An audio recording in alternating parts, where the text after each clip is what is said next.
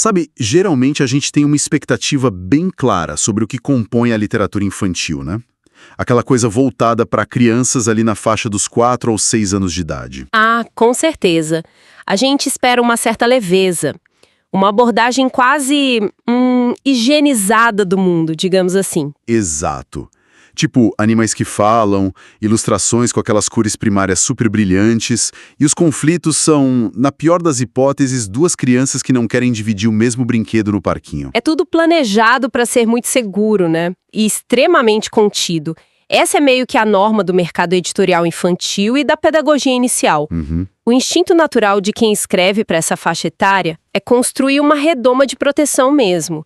A ideia predominante é proteger essas mentes em desenvolvimento das complexidades mais sombrias, das ambiguidades. Das tragédias do mundo adulto, né? Ali em águas muito rasas e super calmas. O que nos traz direto ao material do nosso mergulho profundo de hoje.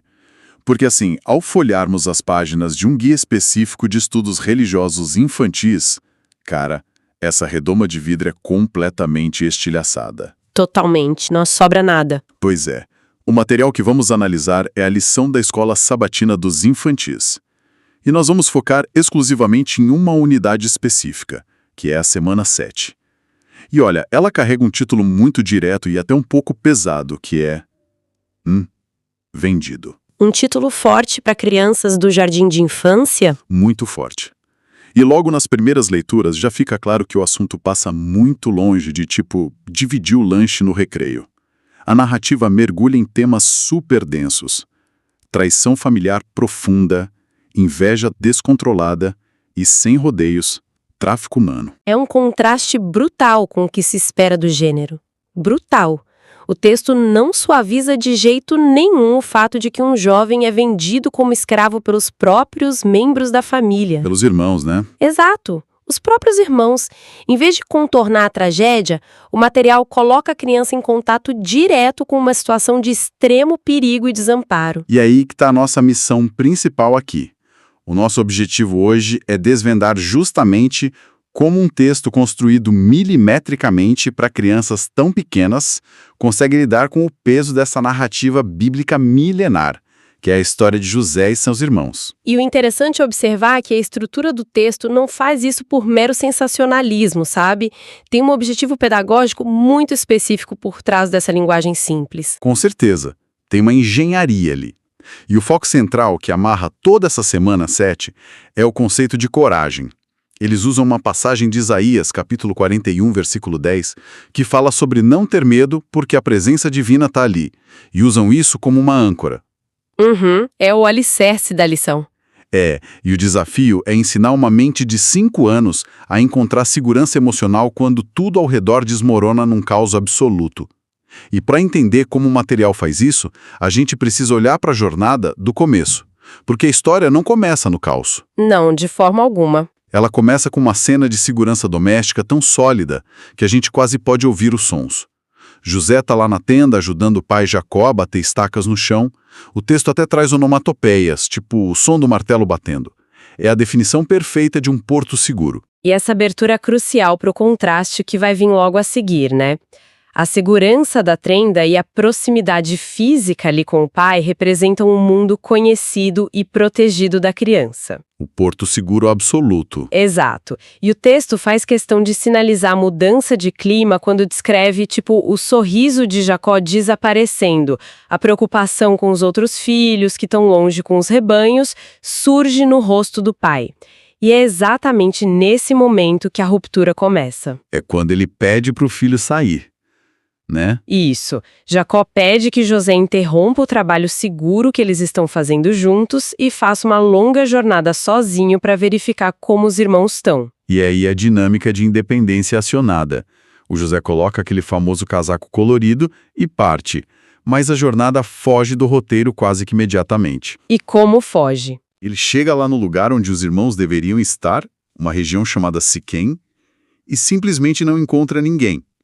E aqui entra um elemento narrativo muito curioso.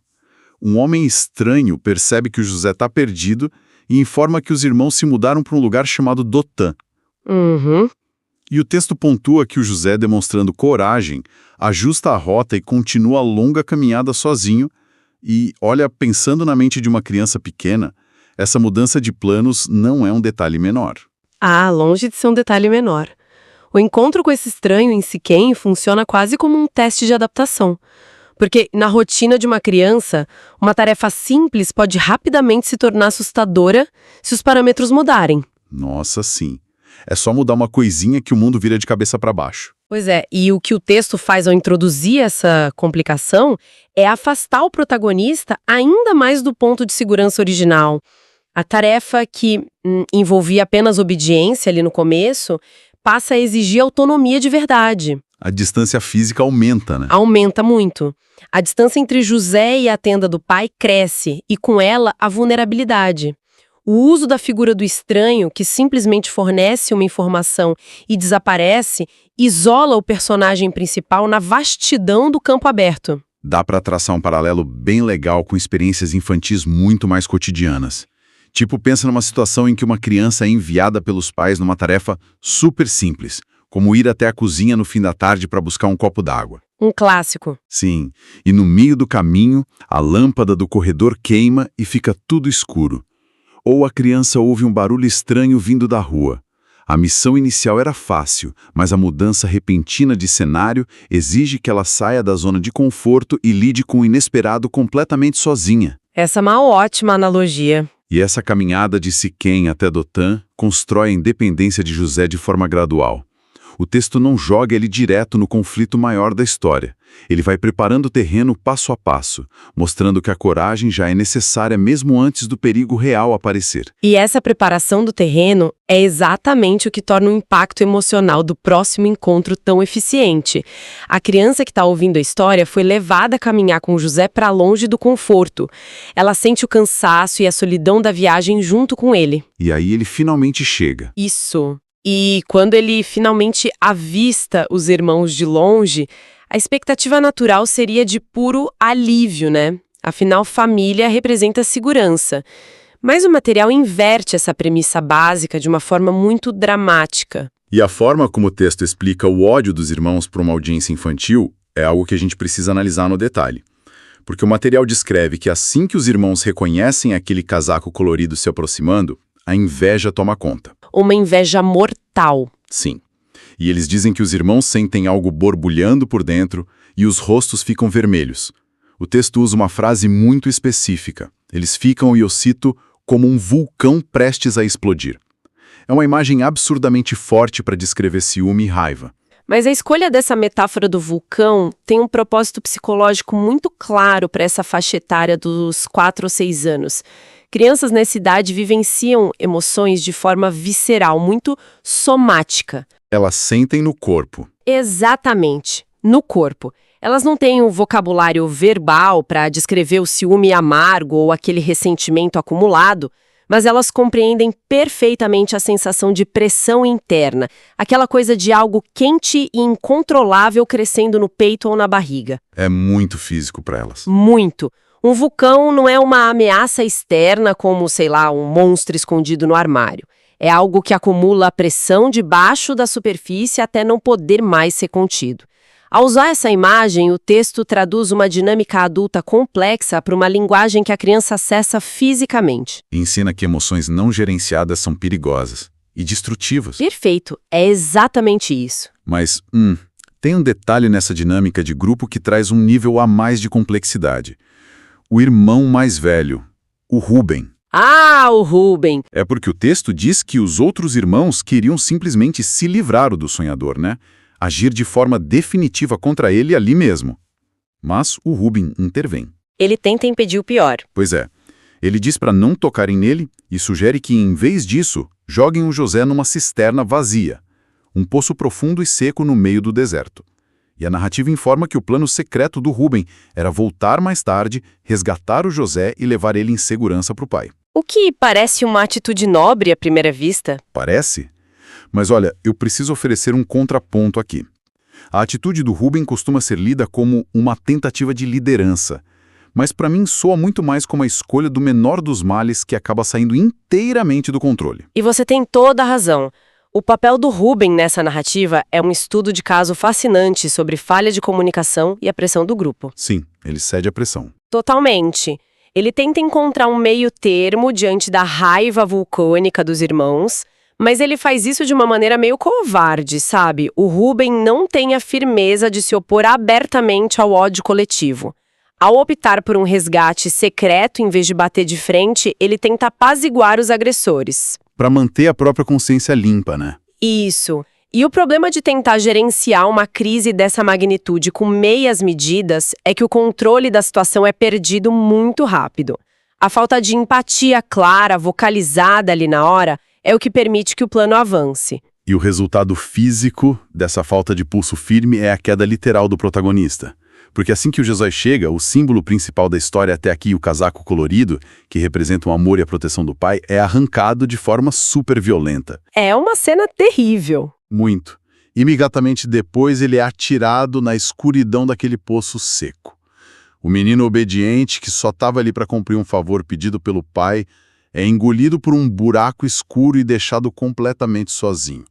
O choque dessa transição é palpável, da esperança de encontrar a família para o abandono total. E a imagem do poço atua como um divisor de águas gigante, tanto narrativo quanto psicológico. Ele marca a ruptura total de todos os elementos que definiam a identidade e a segurança do José até aquele instante. Fica tudo do lado de fora. Exato. O status dele, a roupa que o diferenciava, o senso de pertencimento familiar, tudo isso fica lá na borda da cisterna.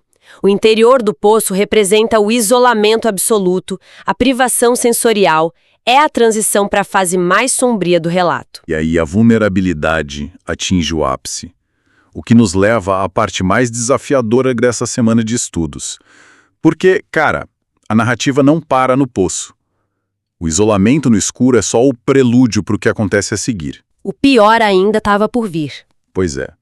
Uma caravana de comerciantes ismaelitas em camelos se aproxima.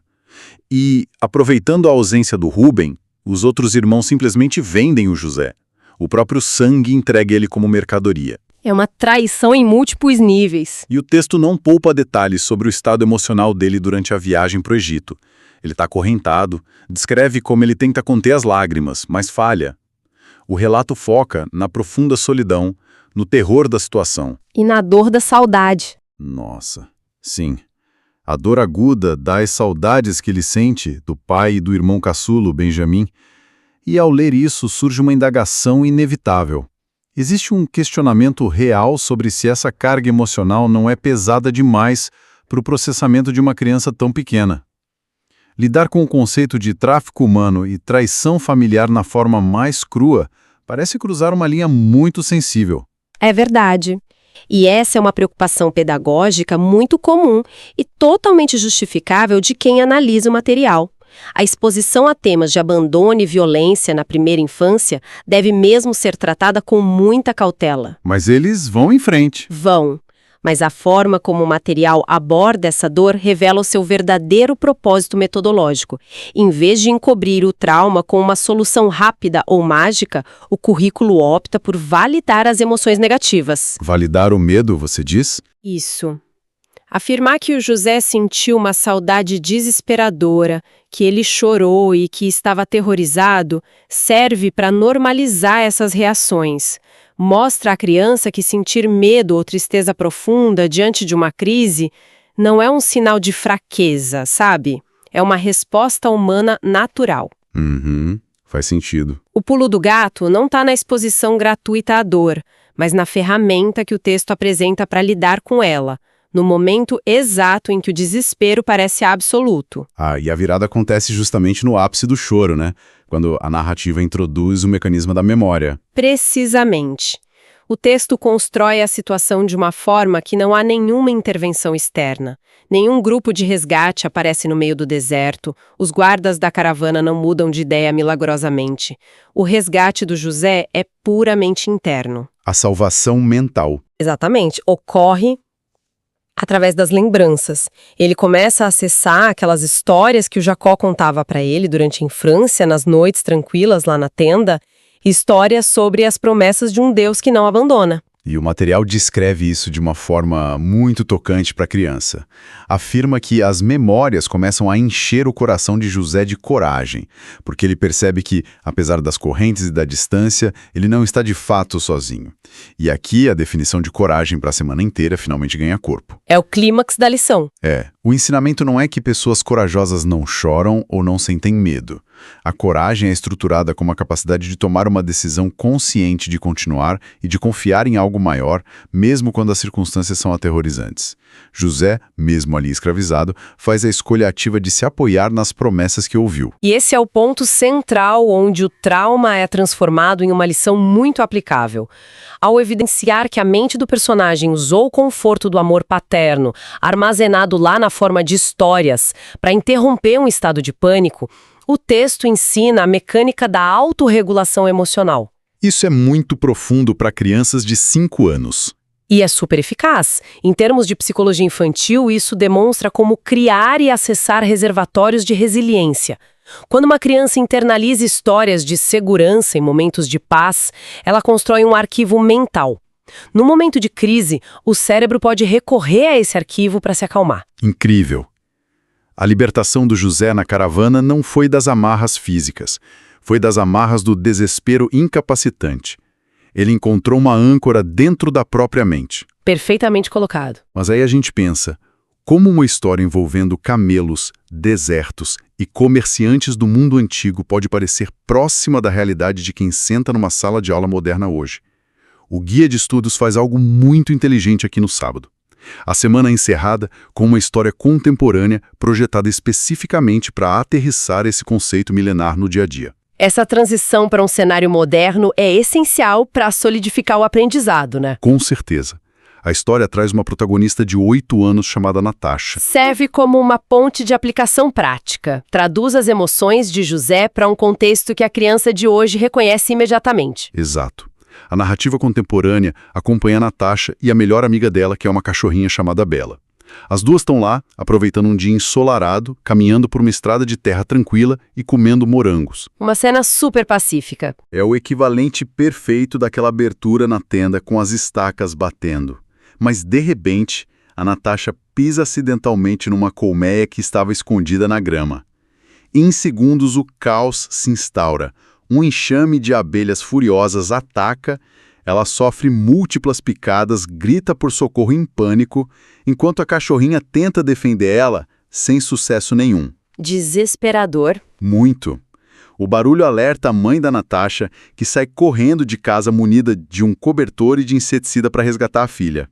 E o texto, olha só, faz a conexão de forma muito explícita. Ele compara o ataque das abelhas à sensação que o pobre José deve ter tido quando foi traído e vendido. E é muito interessante observar como o currículo liga essas duas pontas, porque numa análise mais superficial, a traição premeditada de irmãos no Oriente Médio Antigo e um acidente com insetos no quintal de casa parecem eventos de magnitudes completamente diferentes, né? São proporções bem distintas mesmo. A intencionalidade da agressão é diferente, a duração do sofrimento é incomparável.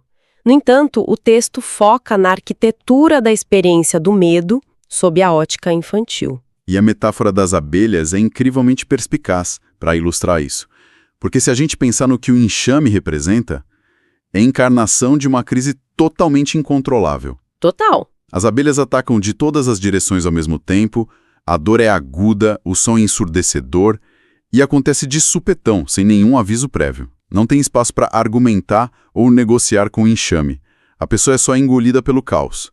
É a representação sensorial perfeita da impotência absoluta. É o desespero de não ter controle. Exato. Comparar aquela rasteira emocional que o José levou da própria família com a desorientação de ser atacado por milhares de insetos faz com que a sensação de pânico dele se torne quase tátil para a criança de hoje. Ela entende o desespero. E o currículo consegue fechar o ciclo de aprendizado mostrando que as reações primárias de terror nas duas histórias são idênticas. O poço escuro e o ataque das abelhas desencadeiam exatamente a mesma resposta de sobrevivência.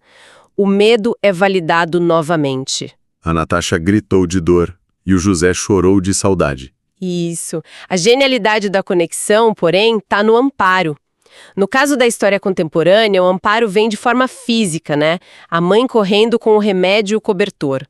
Já na história antiga, o amparo vem de forma imaterial, através da memória da presença divina. Mas as duas fontes de amparo funcionam do mesmo jeito. Exatamente. Ambas funcionam como o antídoto para o pânico.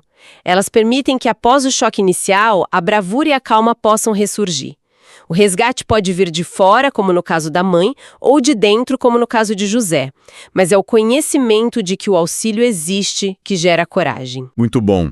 E, olha, ao olharmos para o arco completo da narrativa proposta para essa 7ª semana, o percurso é notável.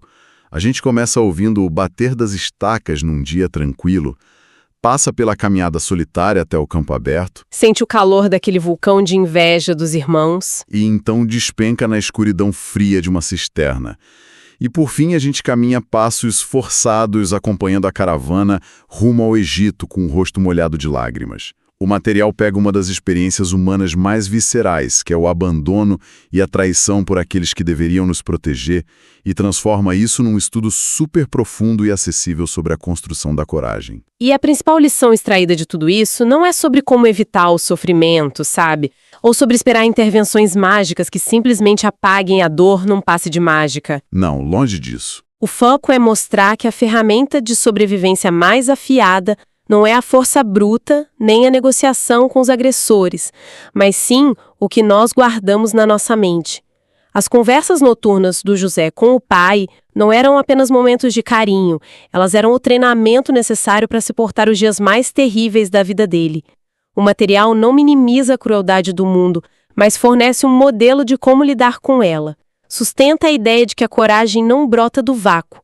Ela floresce dessa confiança silenciosa de que não se está sozinho, mesmo nas noites mais escuras. E essa constatação deixa uma provocação muito poderosa para a gente pensar. Não apenas para quem está na idade escolar, mas como um conceito muito mais amplo. Porque se as histórias, os valores e os pequenos momentos de afeto que a gente absorve nos dias iluminados formam o nosso estoque de resiliência, a gente precisa prestar atenção nisso. Com certeza, a gente tem que abastecer esse estoque. Afinal, é essa bagagem que vai servir de armadura quando, inevitavelmente, o chão sumir sobre os pés. Seja na forma de um poço metafórico ou de um ataque imprevisto que vira a nossa rotina de cabeça para baixo. Pois é. E fica o convite à reflexão para todo mundo que nos acompanha. Que tipo de conversas e memórias nós estamos cultivando e guardando hoje para garantir que o reservatório de coragem esteja cheio quando o imprevisto bater à porta amanhã? Muito obrigado por acompanhar mais esta análise e até a próxima.